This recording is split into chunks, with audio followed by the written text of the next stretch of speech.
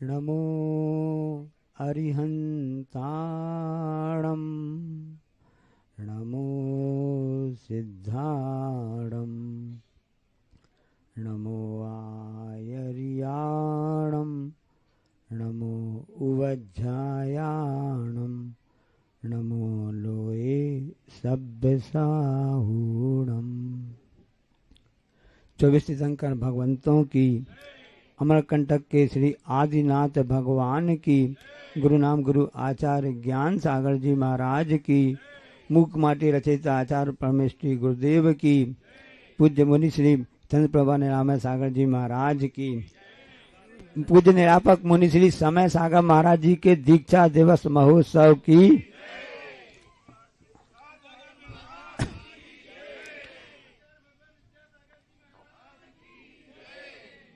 भूख लगने पर भोजन करना यह कहलाती है प्रकृति।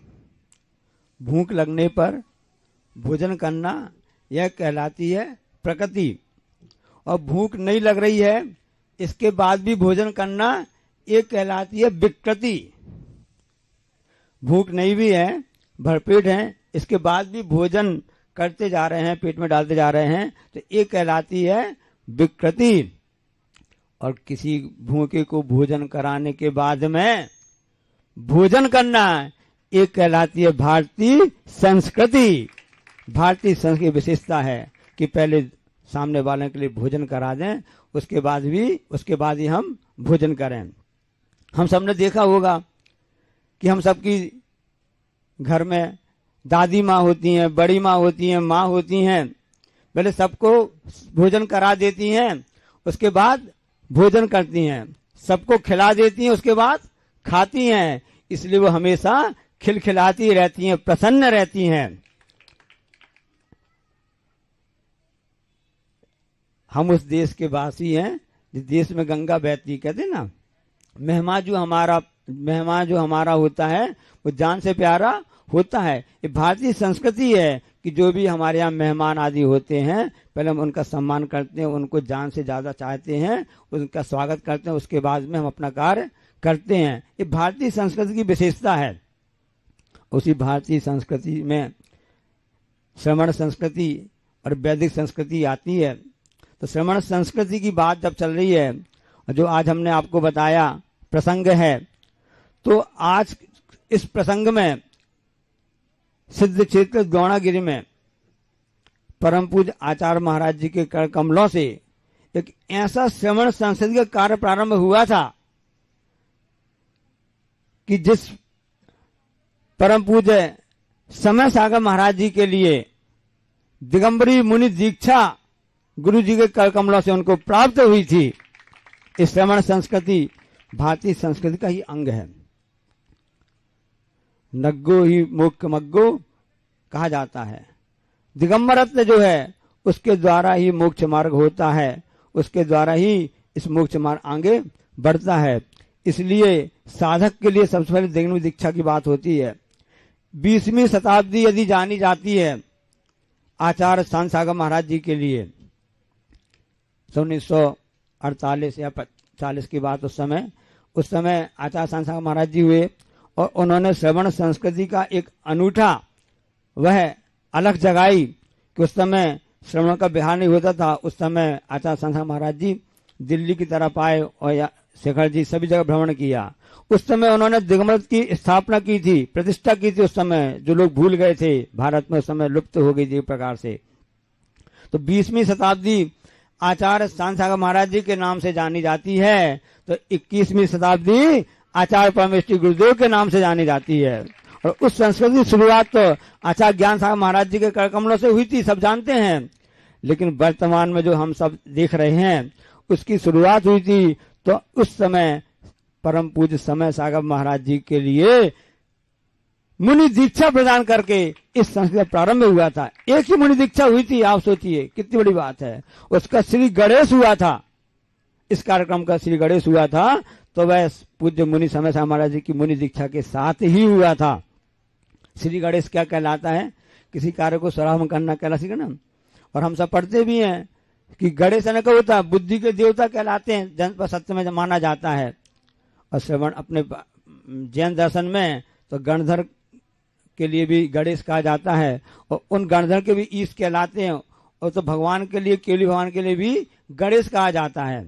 ज्ञान पूज्य आपका इसीलिए कहलाते बुद्ध, भुवनत्रय के सुख संवर्धक, अतः तुम्ही शंकर हो शुद्ध, मोक्ष मार्ग के आर्ध प्रवर्धक, अतः विधाता कहें गणेश, तुम सब अवनी पर पुरुषोत्तम, और कौन होगा अखिलेश। तो ऐसे 3 लोग के त्रिभुवन भगवान नाथ की स्तुति करते हुए आचार्य अपने मानतुंग गाथा महाराज जी भक्ता में सोच में कहते हैं ना कि भगवान आप तो गणेश हैं, आप ही बुद्ध हैं, आप ही अखिलेश हैं, क्योंकि आपने 3 लोगों को जीत लिया है, आपने ऐसे कर्मों को नष्ट कर दिया है। उसी प्रकार से कर्मों को नष्ट करने के लिए यह वेश धारण किया जाता है। नग्नता ही मोक्ष मार्ग है, उसके द्वारा ही दिगंबरत की बात कर रहे हैं, यहाँ पर उसकी बात कर रहे हैं, जिसकी आज किस प्रसंग में प्रारंभ हुआ था वह कार्यक्रम, वो भी आचार्य के कमलों से। इसलिए इस प्रसंग में ये कहना चाहते हैं, सबकी भावना रहती है दीक्षा लेने की, सबके रहती है ना, और सबके दिए हम ये भावना भाते हैं कि जिन जिनों की सबकी भावना है, जितने भी छुल्लक महाराज जी हैं, ईलक महाराज जी हैं, ब्रह्मचारी भाई लोग हैं, और जो इसी में महिला वर्ग भी है ना, सभी चाहते कि हमको गुरु के कर कमलों से दीक्षा प्राप्त हो। इसे हम भी सब भावना बांटते हैं कि आप सबकी भावना पूर्ण हो, और यह तभी हो सकता है जब मन में करुणा की, दया की भावना होती है, क्योंकि जैन दर्शन करुणा प्रधान, अहिंसा प्रधान धर्म कहलाता है। ऐसा नहीं कि सब हम सब ने ठेका लेके रखा है। एक संत हुए तुकाराम जी, आपने नाम सुना होगा, बहुत ही सज्जन थे, महाराष्ट्र में हुए हैं। और से जब उनके लिए कहा गया कि आज त्योहार का दिन है, घर में धर्मपत्नी ने कहा तो कुछ गन्ने वगैरह ले आइए, गन्ने की पूजा आदि होती है ना, हाँ है, हाँ सामने लगाते हैं, घर के सामने से लगाते हैं गन्ने वगैरह, तो लेते आइए। ठीक है, चले जाते हैं। वो किसी खेत में गए, किसान से बोला ऐसा ऐसा है, किसान उदार था, उसने उनके लिए पूरा गन्ने का गट्ठा दे दिया। ये तो सज्जन पुरुष हैं, अच्छे विद्वान व्यक्ति सब हैं, और गन्ने का पूरा गट्ठा उनके लिए प्रदान कर दिया। अब वो अपने कंधे में गन्ने का गट्ठा लेकर के आगे आ रहे थे। बच्चों ने देखा, गांव से निकल रहे थे, बच्चों ने देखा, अरे ये तो दादाजी गन्ने का गट्ठा लेकर के जा रहे हैं, सीधे साधे हैं, कुछ कहेंगे नहीं। उसने एक बच्चे ने गन्ने का पीछे से खींच लिया। बच्चों की आदत रहती है, बैलगाड़ी में जब पहले सब कोई सामान जाता रहता ना, बैलगाड़ी में चढ़ जाते बच्चे, उसी में बैठते रहते हैं, किसी दूसरे को बैठने का मौका नहीं मिलता ना, तो चिल्लाने लगता है बैलगाड़ी वाले गाने कि आपकी गाड़ी में बच्चा बैठा है। एक बच्चे ने गन्ना खींच लिया, अब एक को प्राप्त हो गया, उसने कहा हमको दे दो, नहीं हम नहीं देंगे, तुम अपनी व्यवस्था करो। तो दूसरा बच्चा भी गया और उसने भी उस गन्ना के उस जो गट्ठा लिए थे दादा संत तुकाराम जी, उसे गन्ना खींच करके उन्होंने ले लिया। इस तरह से देखते देखते स्थिति बनी कि गन्ने का गट्ठे में से पूरे गन्ने गायब थे, उनके कंधे में एक ही गन्ना बचा हुआ था। देखो वो चाहे तो नहीं कर सकते थे, एक क्या कर, बच्चे क्या कर रहे हो तुम लोग, ऐसा क्यों कर रहे हो? क्योंकि अपन सुना कि ऐसे ऐसे भी सांसा महाराज जी के समय की बात है कि उनके लिए खेत में सुरक्षा के लिए उनको जब घर में किया गया तो उनसे कहा गया कि आप खेत में देखना कोई भी पक्षी वगैरह आए उनको उड़ा देना, वो हिसाब से कोई भी इसका खेत को नुकसान ना करें, इसके दाने को न चुगें। तो उस समय कहा ना कि रामचंद्र जी की चिड़िया, रामचंद्र जी का खेत, चुगलो चिड़िया भर भर पेट। तो ऐसे संत तुकाराम जी अपना गन्ना लेके जा रहे हैं, अरे बच्चों के लिए तो है कोई बात नहीं, बच्चे तो खाने के लिए गन्ना बना हुआ है, बच्चे ठीक बात है, उन्हें नाहे नहीं किया। और जब पहुंचते पहुंचते घर पहुंचे, एक ही गन्ना उनके कंधे में शेष था। अब जब श्रीमती ने देखा कि आपके लिए बोला थी गन्ने ले आना, यहाँ लगाएंगे, उपयोग करेंगे, सब करेंगे, त्योहार का दिन है, अच्छा रहता है। जब देखा तो एक ही गन्ना था, बहुत गुस्सा आया उनके लिए। उनने कहा कि कम से कम घर में 2 प्राणी हैं तो कम से कम 2 गन्ना तो ला दे, एक ही गन्ना लेके आ गए हैं, चुपचाप रहे। तो अब कई बार मौन में भी सामने का गुस्सा और भड़क जाता है, देखा होगा ना। तो उस समय फिर उनकी धर्मपत्नी क्या किया, गन्ना लिया और अपने पति महोदय संत तुकाराम के सिर उसमें मतलब पीठ पे मार दिया। गन्ने के कितने टुकड़े हो गए? 2 टुकड़े हो गए। तो संत तुकाराम ने कहा, देखो आप बड़ी समझदार, आपने बहुत अच्छा काम किया है। आप 2 गन्ने कह रहे थे, एक के 2 गन्ने हो गए। ये व्यवस्था हम आपको इसलिए बताना चाह रहे हैं कि हम अपने परिणामों को कैसे संभाल सकते हैं, कैसे बड़े लोगों से, जो बड़े महापुरुष हुए हैं ना, उनसे हम नीति को सीख सकते हैं। वर्तमान में शिक्षा नीति ऐसी हो गई है कि बच्चों के लिए सब कुछ तो बताया जा रहा है, नीति शिक्षा कुछ भी नहीं बताई जा रही है कि परोपकार क्या कहलाता, दया धर्म क्या कहलाता, असहयोग क्या कहलाता है। इसको जानने की आवश्यकता होती है। अभी हम जब पिछले उसमें स्कूल में थे, एक पुस्तक वहां पढ़ी थी, बच्चों की कहानियां। सबने पढ़ी हुई कहानियां। पहले की कहानियां तो हम सबके लिए शिक्षाप्रद रहती थी और जीवन में उतारने के लिए रहती थी। उस कहानी को हमको पढ़ा तो हमको याद आ गया, पुरानी बात है कि हाँ देखो उसमें कहानी थी। उस कथानक में बहुत अच्छी बात बताई गई है कि उस समय 2 बकरियां थी और 2 बकरियां कहीं पर चारा चर रही थी। पास में नदी बह रही थी। अब एक बकरी ने क्या किया कि नदी के उस पार चली गई किसी प्रकार से। दूसरी बकरी ने देखा कि वहां अच्छी हरी हरी घास है और दूसरी बकरी पहली बकरी चली गई है, हमको भी वहां पर जाना चाहिए। उसने क्या किया, व्यवस्था देखी कैसे जाती है। तो उसने देखा नदी किनारे पर कोई पेड़ ऐसा बहकर आया था या गिर गया था, तो अपने आप पुल का काम कर रहा था। तो वो बकरी, दूसरी बकरी इस तरफ थी, उसने देखा जा करके कि मुझको भी वहां की घास खाना है। इस हिसाब से वो वहां पर जाने लगी, नदी पार करने लगी। नदी में जो पेड़ गिर गया था, पुल का काम कर रहा था, पुल जैसा बन गया था, वो नदी वहां से वह पार करने लगी। तब तक जो पहली वाली बकरी थी उस तरफ जो थी, उसने वहां घास वगैरह चर करके वो वहां से वापस आने लगी। अब उस नदी के बीचों बीच जो पेड़ बना हुआ था पुल के रूप में, उसमें दोनों आमने सामने आ गई। अब इतना स्थान भी नहीं है कि बाजू, इतनी चौड़ी रास्ता भी नहीं है कि सिंगल वे, 2 वे, 4 वे, 6 वे बना हो कि अलग से जाने की रास्ता अलग हो, आने की रास्ता अलग हो। बीच में कोई भी सफेद पट्टी नहीं थी।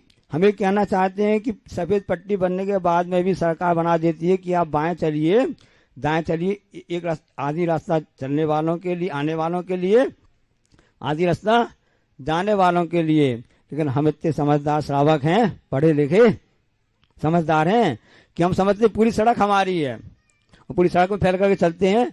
पीछे वाला गाड़ी वाला हार्न दे रहा, उसको अर्जेंट है, जरूरत है, एम्बुलेंस है या कोई पुलिस गाड़ी है या फायर ब्रिगेड है, क्या है, इसे हम चिंता नहीं करते हैं क्योंकि हमको नैतिक शिक्षा पढ़ाई नहीं गई, बताई नहीं गई है, उसका अभाव है। तो उस बात को हम बताना चाहते हैं कि जब वहां पर लकड़ी का वो पुल बना हुआ था, जो पेड़ गिर गया था, अब वहां पर सिंगल वे है।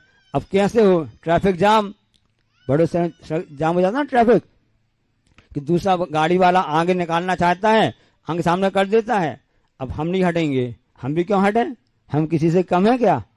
वही बात आ गई महाराज जी की जो बताई थी महाराज जी उस दिन ना, हम किसी से कम है क्या? तो दोनों गाड़ी आमने सामने आ जाती हैं, ट्रैफिक जाम पूरा हो जाता है, किलोमीटर लंबा रास्ता बन जाता है, रुक जाता है। वहां पर बकरी ने सोचा कि बहन ऐसा करो, मैं बैठ जाती हूँ, तुम हमारे ऊपर से निकल जाना। दूसरी कहती नहीं, मैं बैठ जाती हूँ, तुम ऊपर से निकल जाना। उसमें एक बकरी नीचे बैठ गई, ऊपर से दूसरी बकरी निकल गई। तो जिसने भोजन कर लिया था, घास खा ली थी, वो इस तरफ आ गई और जो यहाँ से बकरी गई थी वो उठ के उसको चली गई। दोनों का कार्य हो गया। परस्परोपग्रहो जीवानाम, यह सूत्र जो आचार्य उमा स्वामी महाराज ने सबके लिए बताया है, एक छोटी सी कहानी है। सबने बचपन में स्कूल में कक्षा में सहायक वाचन में पढ़ी होगी, विद्यालय में पढ़ी होगी। इसलिए पिछले एक दिन पहले आचार्य महाराज जी के प्रवचन में कितना आचार्य महाराज जी किसी बात कही थी कि जो विद्यालय है, विद्या का आलय है, जहाँ पर विद्यालय का घर है, जहाँ पर विद्या दी जाती है, शिक्षा दी जाती है, ज्ञान दिया जाता है। किस लिए? सर्विस करने के लिए नहीं, अपना व्यक्तित्व बढ़ाने, विकास के लिए होता है। मानव जीवन में अच्छे गुण प्राप्त हो, इसके लिए दी जाती है शिक्षा। इसका नाम जहाँ दी जाती है उसका नाम है विद्यालय। लेकिन आजकल के लिए विद्यालय का अर्थ उल्टा निकल गया है, विद्या का लय। पर सामने सुना था, नहीं सुना था कि वर्तमान में विद्यालय स्कूल तो हैं, लेकिन अधिकता की बात बता रहे हैं। ऐसा नहीं कि बहुत से विद्यालय ऐसे भी जहाँ पर अभी शिक्षा दी जाती है। तो विद्या का वहां पर लय होने लगा, विद्या का समाप्त होने लगा है। इसलिए उस जो बचपन में हमने पढ़ा था, जो जाना था, जो नीति शिक्षा हमने पढ़ी थी, उसको पुनः हम अब उसको स्वीकार करें, अध्ययन करें, मनन करें, बच्चों को बताएं, ताकि हम उस धर्म, यही तो धर्म है, अरे धर्म कुछ भी नहीं है। एक अच्छे इंसान बनना ही सबसे श्रेष्ठ धर्म कहलाता है। अपने कर्तव्य का पालन करते हुए हम अच्छे इंसान बने और छोटी छोटी बातों को ध्यान में रखते हुए आगे बढ़ें। हमारे साथ में ये होता है कि हम जिनको पसंद करते हैं, हम जिनको पसंद करते हैं उनकी कमियां भूल जाते हैं। हम जिनको पसंद करते हैं उनकी कमियां भूल जाते हैं, और जिनको हम नापसंद करते हैं उनकी अच्छाइयां भूल जाते हैं। इसलिए हम जिनको पसंद करते हैं, चाहते भी हैं, तो उस हिसाब से उनकी अच्छाई ग्रहण करें, और जिनको हम पसंद नहीं करते उनकी भी अच्छा ग्रहण करें। यही भारतीय संस्कृति है। हाँ, यही हमारी भारतीय संस्कृति है। और हम सब ने देखा है कि पिछले कई वर्षों से भारत के प्रधानमंत्री स्वच्छ भारत अभियान के लिए मुहिम छेड़ रखे हैं। उसका प्रभाव हमने सब देखा है कि पूरे भारत में, गांव-गांव में, शहरों में इस ढंग से सभी स्वच्छता सबको अच्छी लगने लगी और सब उसके लिए आगे बढ़ते जा रहे हैं। तो हमारा ये कहना है कि यहाँ जितने भी श्रावक हैं उस बात को ध्यान रखें जो प्रधानमंत्री ने कहा था, भाई नीति शिक्षा है, ये तो आपकी सबकी पहुंच जाएंगे। इसलिए हम कार्य कोई भी करें, चाहे भलाई कम करें, धीरे करें, लेकिन अच्छा करें, स्वच्छता का ध्यान रखें और नीति ध्यान रखें। हम परस्पर में सहयोग की भावना करते हुए, जैसे बकरियों ने बुद्धि से काम किया था, हम तो तिरंचे थोड़ी, हम तो मनुष्य हैं, वो भी संगी पंचेंद्रीय जीव कहलाते हैं। इस सृष्टि की सर्वश्रेष्ठ कृति कोई है तो मनुष्य है। तो कम से कम मनुष्य लोग हम उन तिरंचों से भी सीख सकते हैं। बोलिए अहिंसा परमो धर्म की।